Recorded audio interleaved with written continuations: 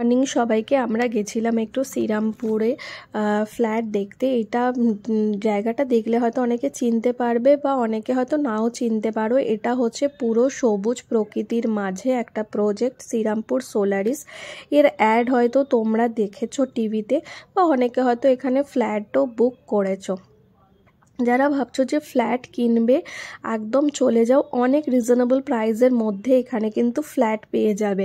আর এনাদের কিন্তু কিছু কিছু টাওয়ার তোমার জুন জুলাই থেকে এনারা কিন্তু হ্যান্ডওভার করবে, আবার কিছু কিছু আবার তোমার অক্টোবর ডিসেম্বরেও কিন্তু হ্যান্ডওভার করবে। আরও দুটো নতুন প্রজেক্ট এদের শুরু হচ্ছে, যেটা হয়তো 2027 এরকম করে ওনারা ডেলিভারি করবেন।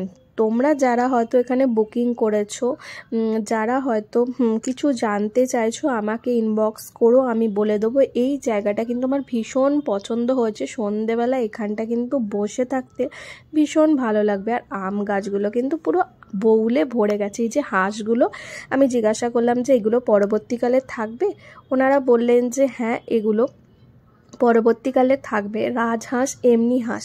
আর বন্ধুরা, আমার ভিডিওটা ভালো লেগে থাকলে কিন্তু অবশ্যই লাইক, কমেন্ট, শেয়ার করতে কিন্তু ভুল